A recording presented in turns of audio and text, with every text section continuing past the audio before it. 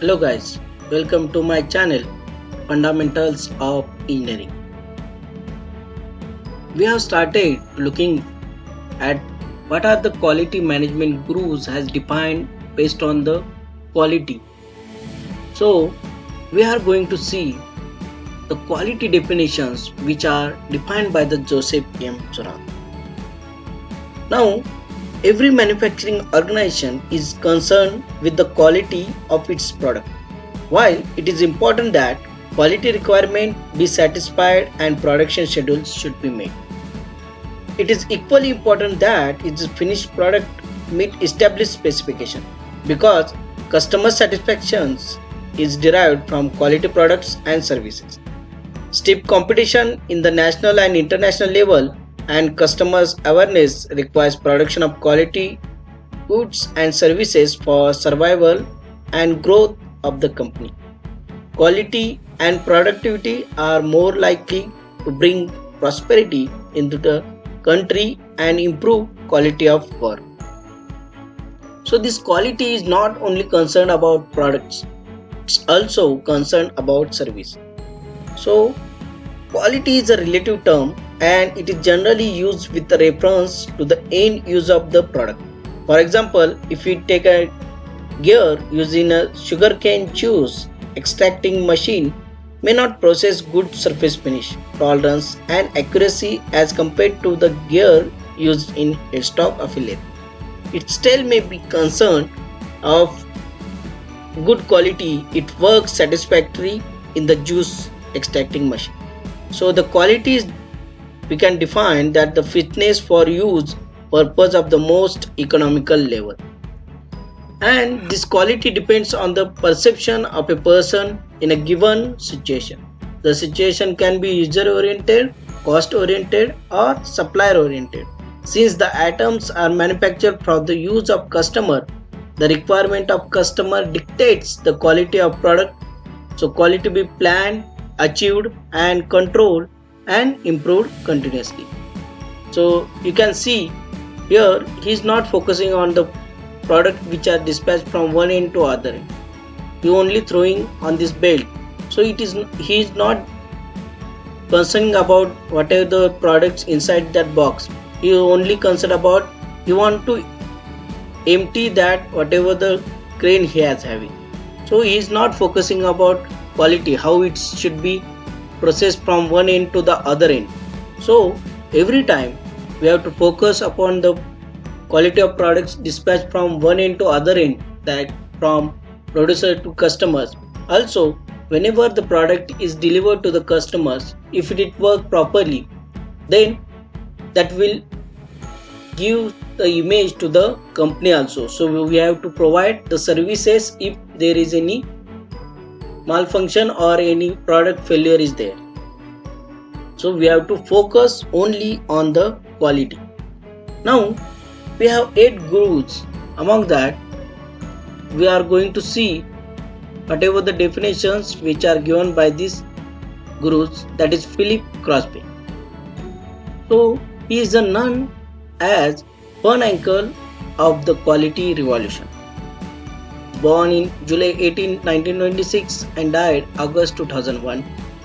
He has given excellence was finding in terminology for quality that mere morals could understand. He popularized the idea of the cost of poor quality, that is figuring out how much it really costs to do things badly. So whenever we do things badly means that product may fail. So what it costs, that he given the idea of cost of poor quality. Now we are going to see what are its finding to defining the quality statement that we are doing. Is defined the quality as conformity to certain specification. He has given the 4 absolutes like definition of quality is conformance to requirement. It is not appropriate to say good or bad quality as quality can be measured but conformance can be. Conformance means whether the product is working properly or not. So that is the conformance to requirement which can define the quality of product. Then the system of quality is a prevention. Make a prevention strategy and it should be supported by SPC, that's statistical process tool, in order to understand the process and discover the default before occurring. So whatever the default is occurring, if we know before that, we have to do the prevention so that the default cannot be occurred. So we have to maintain the machines properly if we are doing the machining operations. Then performance of zero defects. Make the requirement right from the first time and make the quality accepted by number of standard items. So we have to make the product which can produce the zero defects. Then measurement of the quality is the price of non-conformance, because cost quality is the prime motivation for management. So non-conformance means the product which are not made to the customer requirements, so that cost will be held by the producer, that not be produced by the customer but it is held by the producer. So this cost can be added into the producer's money. So we have to motivate and give the training to the employees so that we can get the product which are conformance. So every management is giving motivation to get a cost of quality in terms of reducing non-conformance, price of non-conformance. Then he has given two quality cost. The price of non-conformance means all the cost involved in not getting the product or service right.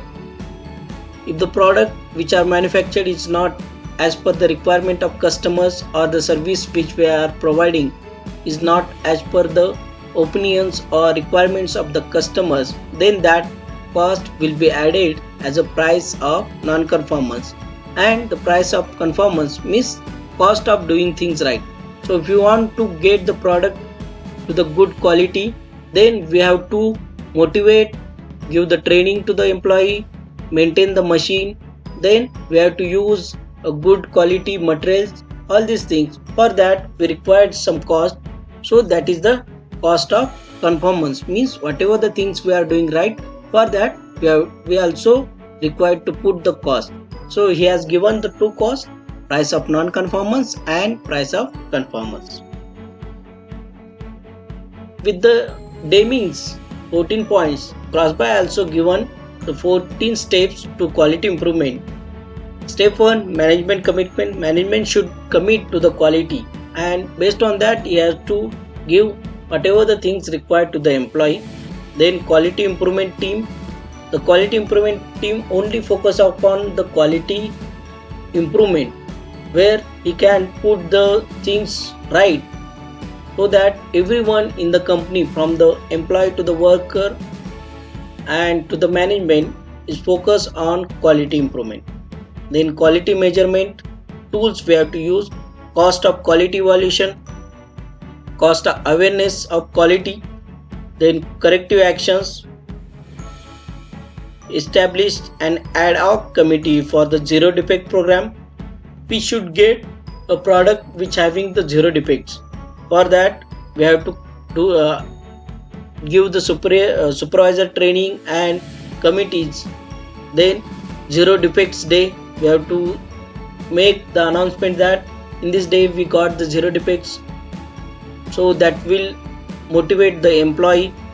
Then goal setting, which required to finalize the goal that this much product should be made with that quality, so we have to set the goals. Then error cause removal, whatever the errors are getting, so we have to take the feedback and we have to remove that error so that we can get defects at the low level. Then recognition, quality councils, and do it over again. So whatever the things we are doing right, we have to do it again and again, so that can improve the quality. So Deming also has given the 14 points for the quality improvement. So what is the main difference between Deming and Crosby? Deming focus on quality management, but Crosby focusing on action plan and implementation process. So how the management should work to get a good quality, that given by the Deming's 14 point philosophy, and Crosby has given some action plan and implementation process to improve the quality. So we have seen the Philip P. Crossby's quality statement and quality improvements techniques to get the products quality good and services good, that we have seen. If you like it, please stay connected and don't forget to subscribe my channel. Click on bell icon to get more notifications. Thank you very much.